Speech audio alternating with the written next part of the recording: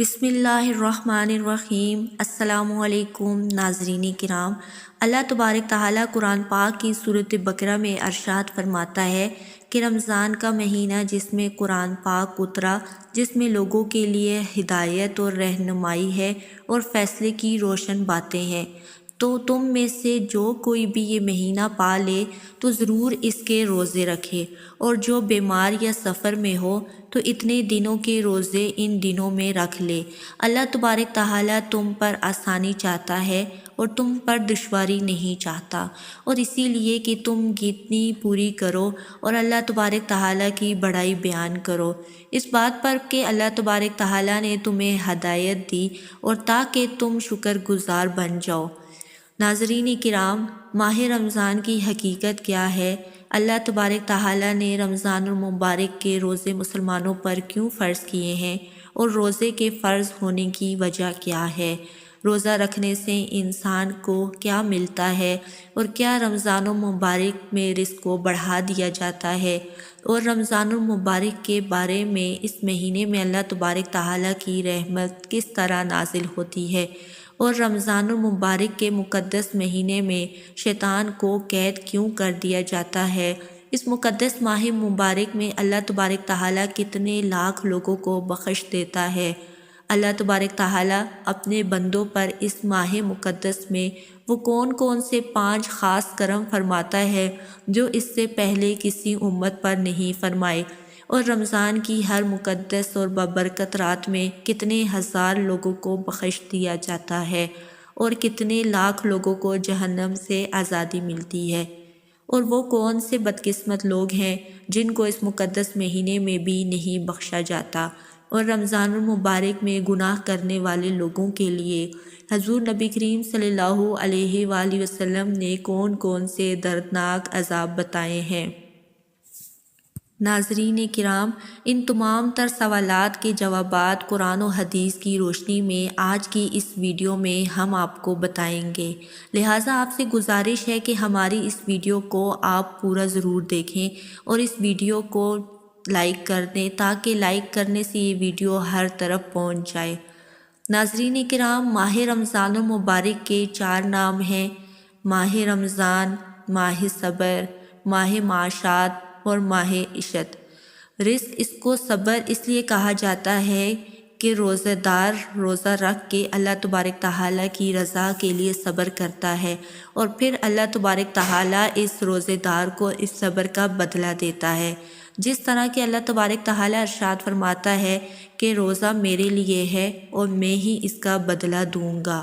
ماہ معاشات، معاشات کا معنی بھلائی کرنا ہے، چونکہ اس مہینے میں تمام مسلمان خاص طور پر اپنے رشتہ داروں سے بھلائی کرتے ہیں اور زیادہ سے زیادہ ثواب حاصل کرتے ہیں، اسی لیے اس کو ماہ معاشات کہا جاتا ہے۔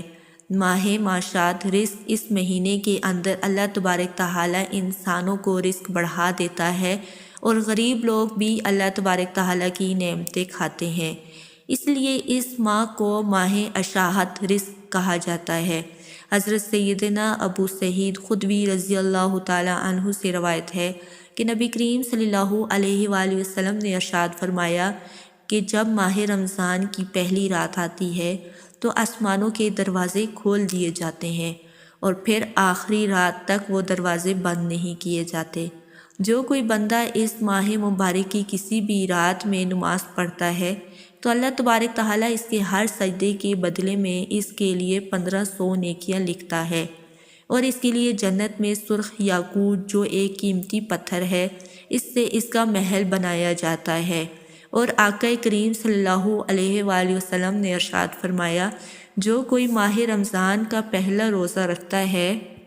تو اس کے پہلے کے گناہ معاف کر دیے جاتے ہیں، اور اس کے لیے صبح سے شام تک 70,000 فرشتے مغفرت کی دعا کرتے ہیں، اور رات اور دن میں جب بھی وہ سجدہ کرتا ہے تو اس کے ہر سجدے کے بدلے میں جنت میں ایک ایسا درخت لگایا جاتا ہے جو اتنا بڑا ہوتا ہے کہ ایک گھڑ سوار اس کے سائے میں 500 سال تک گھوڑا چلاتا رہے۔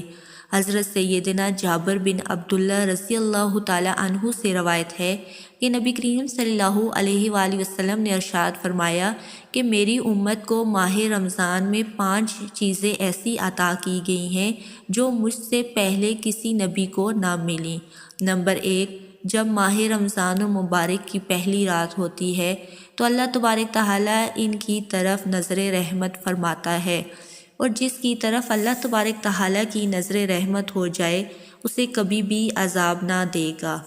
نمبر 2، شام کے وقت روزے دار کے منہ سے جو بو آتی ہے وہ اللہ تبارک تعالیٰ کے نزدیک مشرق کی خوشبو سے بھی بڑھ کر ہے۔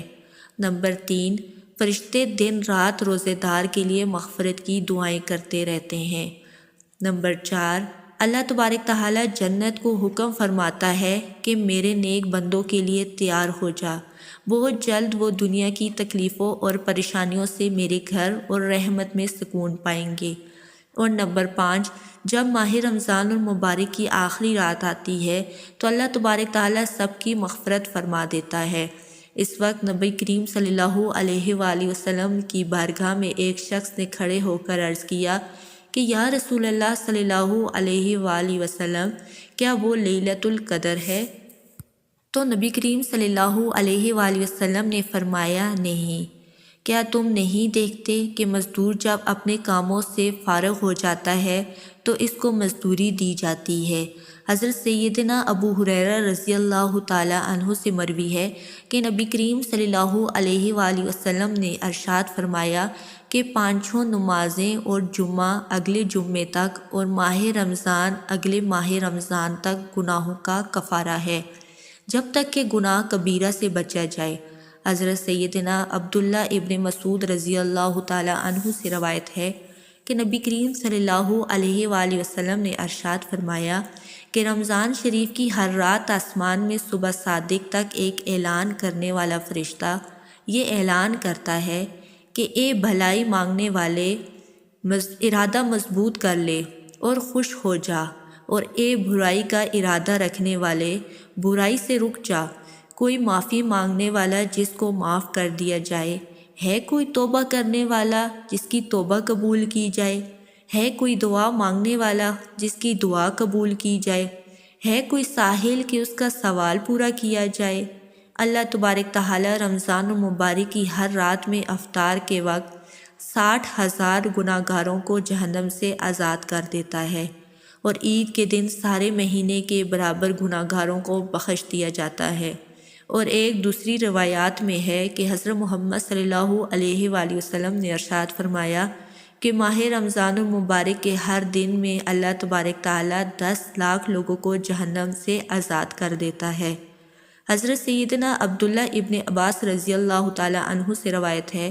کہ نبی کریم صلی اللہ علیہ وآلہ وسلم نے ارشاد فرمایا کہ اللہ تبارک تعالیٰ ماہ رمضان میں روزانہ افطار کے وقت 10 لاکھ ایسے گناہ گاروں کو جہنم سے آزاد کر دیتا ہے جن پر گناہوں کی وجہ سے جہنم واجب ہو چکی ہوگی۔ اور جمعے کے دن اور رات کی ہر گھڑی میں ایسے 10 سے 10 لاکھ گناہ گاروں کو جہنم سے آزاد کیا جاتا ہے جو اللہ کے عذاب کے حقدار بن چکے تھے۔ حضرت سیدنا عبداللہ ابن عباس رضی اللہ تعالی عنہ سے روایت ہے کہ نبی کریم صلی اللہ علیہ وآلہ وسلم نے ارشاد فرمایا جب رمضان المبارک کی پہلی رات آتی ہے تو عرش عظیم کے نیچے سے مسیرہ نامی ہوا چلتی ہے جو جنت کے درختوں کو پتوں کو بھی ہلا دیتی ہے۔ اس ہوا کے چلنے سے ایسی خوبصورت آواز پیدا ہوتی ہے کہ اس سے بہتر آواز آج تک نہیں سنی گئی۔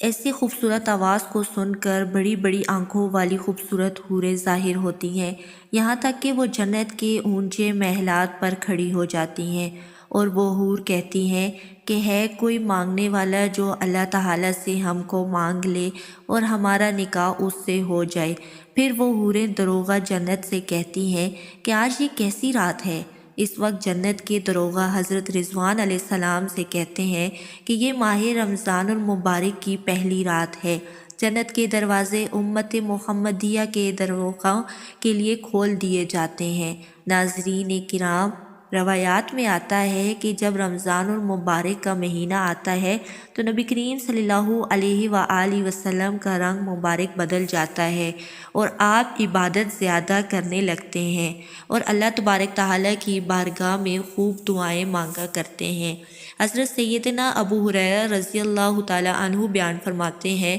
کہ نبی کریم صلی اللہ علیہ وآلہ وسلم نے ارشاد فرمایا کہ جب رمضان آتا ہے تو جنت کے دروازے کھول دیے جاتے ہیں اور دوزخ کے دروازے بند کر دیے جاتے ہیں اور شیاطین کو زنجیروں میں جکڑ دیا جاتا ہے۔ ناظرین کرام، اور رمضان المبارک کا مہینہ وہ بابرکت مہینہ ہے جس میں اللہ تبارک تعالیٰ چاہتا ہے کہ میرا بندہ زیادہ سے زیادہ میری عبادت کرے اور میری رضا حاصل کرے۔ اسی وجہ سے اللہ تبارک تعالیٰ رمضان المبارک میں شیاطین کو قید کر دیتا ہے تاکہ شیطان مردود میرے اور میرے بندے کے رستے میں نہ آئے،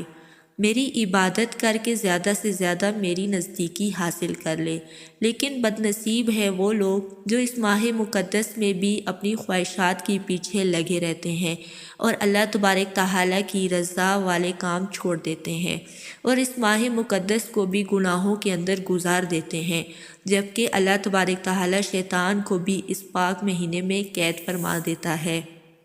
جس کے باوجود بھی لوگ گناہوں میں ڈوبے رہتے ہیں۔ ناظرین کرام، حضور اکرم صلی اللہ علیہ وآلہ وسلم نے ارشاد فرمایا کہ جو لوگ اس بابرکت مہینے میں بھی اپنی بخشش نہ کروا سکے تو وہ کب کروائیں گے؟ ناظرین کرام، جو لوگ ماہ رمضان المبارک میں بھی گناہوں سے باز نہ آئے، ان کے بارے میں نبی کریم صلی اللہ علیہ وآلہ وسلم نے ارشاد کیا،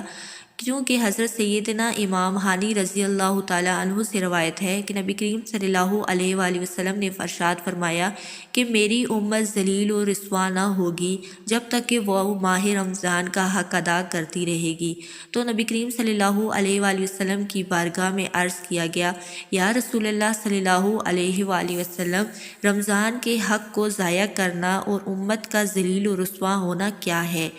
تو نبی کریم صلی اللہ علیہ وآلہ وسلم نے ارشاد فرمایا کہ ماہ رمضان میں حرام کاموں کا کرنا، اور پھر فرمایا کہ جس نے ماہ رمضان میں زنا کیا یا شراب پی تو اگلے رمضان تک اللہ تبارک تعالیٰ اور جتنے اللہ تبارک تعالیٰ کے فرشتے ہیں سب اس پر لعنت کرتے رہیں گے۔ بس اگر یہ شخص اگلے ماہ رمضان سے پہلے مر گیا تو اس کے پاس کوئی ایسی نیکی نہ ہوگی جو اسے جہنم کی آگ سے بچا سکے۔ تم ماہ رمضان کے معاملے میں ڈرو، کیونکہ جس طرح اس ماہ مبارک مہینے میں نیکیاں بڑھا دی جاتی ہیں اسی طرح گناہوں کا بھی معاملہ ہے۔ تو ناظرین کرام، اب بات کرتے ہیں روزہ رکھنے کا مقصد کیا ہے اور روزہ کس پر فرض ہے۔ تو وہ کون سے لوگ ہیں جن کو رمضان میں روزہ چھوڑنے کی اجازت ہے؟ چونکہ ان کے متعلق اللہ تبارک تعالیٰ قرآن پاک کی سورۃ بقرہ میں ارشاد فرماتا ہے کہ اے ایمان والو، تم پر روزے فرض کیے گئے ہیں جیسے کہ اگلوں پر فرض کیے گئے تھے، تاکہ تم پرہیزگار بن جاؤ، اور یہ گنتی کے دن ہیں، تو تم میں جو بھی بیمار ہے یا سفر میں ہو تو روزے دونوں کے رکھے، اور جنہوں نے اس کی طاقت نہ ہو اس کے بدلے میں ایک مسکین کو کھانا یا پھر اپنی طرف سے نیکی زیادہ کرے، تو اس کے لیے بہتر ہے کہ وہ روزہ رکھے، تمہارے لیے زیادہ بھلا ہے اگر تم جانو تو۔ ناظرین کرام، قرآن پاک کی ایک آیت کریمہ میں اللہ تبارک تعالیٰ نے روزہ رکھنے کا مقصد بیان فرمایا ہے کہ اے ایمان والو، تم پر روزے فرض کیے گئے ہیں تاکہ تم متقی اور پرہیزگار بن جاؤ۔ اسی آیت کریمہ میں اللہ تبارک تعالیٰ نے ان لوگوں کا بھی ذکر فرمایا ہے جن کو رمضان میں روزہ چھوڑنے کی اجازت ہے۔ اللہ تبارک تعالیٰ ارشاد فرماتے ہیں کہ اگر تم بیمار ہو یا سفر میں ہو تو اس آیت کریمہ سے پتہ چلتا ہے کہ مسافر پر روزہ فرض نہیں، جو شرعی سفر پر ہوش کو روزہ چھوڑنے کی اجازت ہے، اور جو اتنا بیمار ہو کہ روزہ نہیں رکھ سکتا اس کو بھی اللہ تبارک تعالیٰ نے روزہ چھوڑنے کی اجازت عطا فرمائی ہے۔ اللہ تعالیٰ ارشاد فرماتا ہے کہ میں تم لوگوں پر تنگی نہیں چاہتا، آسانی چاہتا ہوں۔ ناظرین کرام، جس طرح اللہ تبارک تعالیٰ نے ہر مسلمان پر نماز فرض فرمائی ہے، اسی طرح اللہ تبارک تعالیٰ نے ماہ رمضان المبارک کے روزے بھی فرض فرمائے ہیں، اور یہ ہر مسلمان مرد اور عورت، عاقل اور بالغ پر فرض فرض ہے۔ اب رمضان المبارک ختم ہونے سے پہلے آپ کو یہ 3 کام ضرور کرنے ہیں۔ رمضان المبارک اللہ کا عطا کیا ہوا ایک خوبصورت لمحات والا مہینہ ہے، اب ہم سے رخصت ہو رہا ہے اور اپنے پیچھے عید کی خوشخبری چھوڑ کر جا رہا ہے۔ لیکن چونکہ رمضان کا آخری دن جب آئے گا تو ہم لوگوں کو ان 3 باتوں کا خیال رکھنا چاہیے۔ پہلا یہ کہ شکر اللہ تعالیٰ کا کہ آپ کو روزے رکھنے کی توفیق دی اور اس پورے مہینے عبادتوں میں مشغول رہنے کی توفیق دی، اور اس کا شکر ضرور ادا کریں، کیونکہ بہت سارے لوگ ایسے ہیں جو روزہ نہیں رکھ رہے تھے یا رکھنا چاہتے تھے لیکن کسی بیماری یا مجبوری کی وجہ سے نہیں رکھ پائے۔ تو اگر اللہ تعالیٰ نے آپ کو رمضان کا حق ادا کرنے کی توفیق دی ہے تو آپ شکرانہ واجب ہے۔ نمبر 2، استغفار۔ استغفار کا مطلب ہوتا ہے اللہ سے اپنے گناہوں کی معافی چاہنا۔ جس طرح حرم شریف جیسی جگہ پر کیے گئے گناہوں کا عذاب کئی گنا ہو جاتا ہے، اسی طرح رمضان جیسے مقدس مہینے میں اگر ثواب کی کئی گنا ملتا ہے تو عذاب بھی کئی گنا ہوتا ہے، اور پھر انسان تو خطاؤں اور غلطیوں کا پتلا ہے ہی، اس سے غلطیاں ہو جاتی ہیں، کبھی جان بوجھ کر اور کبھی انجانے میں۔ اس لیے ہمیں چاہیے کہ رمضان ختم ہونے سے پہلے اللہ سے اپنے گناہوں کی بخشش چاہیں، کیونکہ ابھی رحمت کی بارش تھم نہیں گئی، اس کا بھرپور فائدہ اٹھائیں۔ نمبر 3، انعام کی رات۔ انعام کی رات عبادت عید کی چاند رات ایک عبادت کی رات ہوتی ہے جس کا نام لیلۃ الجائزہ ہے، جس کا مطلب ہے انعام کی رات، اور اس رات میں اللہ تعالیٰ پورے مہینے میں کی کئی عبادتوں کا انعام عطا فرماتا ہے، اور یہ کہتے ہیں کہ ہے کوئی مجھ سے مانگنے والا جس کو میں عطا کروں، اور ہے کوئی بخشش مانگنے والا جس کو میں بخش دوں، تو ایسا بہترین موقع پورا سال نہیں آئے گا۔ اس کو غنیمت جانیں اور اس کو شاپنگ اور دوسرے غیر ضروری کاموں میں نہ لگائیں، اور چاند رات کو سونے سے پہلے رات کو تھوڑا سا حصہ اللہ کی عبادت اور دعا میں لگا دیں۔ کچھ کہا نہیں جا سکتا کہ یہی رات آپ کی زندگی کے لیے بہت اہم ثابت ہو جائے۔ اس خیر کی بات کو پھیلانے کے لیے بھی آپ نے اس سال ضرور اللہ تبارک تعالیٰ سے دعا کی ہے کہ اللہ تبارک تعالیٰ ماہ رمضان میں زیادہ سے زیادہ عبادت کرنے کی توفیق عطا فرمائے، اور ماہ رمضان کے سارے روزے رکھنے کی توفیق عطا فرمائے، اور ان تمام تر برائیوں سے ہمیں بچائیں جن برائیوں کے اندر مبتلا ہو کر پہلی قومیں ہلاک ہوئی ہیں، اللہ تبارک تعالیٰ کے دردناک عذاب کی مستحق قرار پائی ہیں۔ اللہ تعالیٰ سے دعا ہے کہ اپنے پیارے حبیب حضرت محمد صلی اللہ علیہ وآلہ وسلم کی محبت کے اندر جینا مرنا نصیب فرمائے، آمین یا رب العالمین۔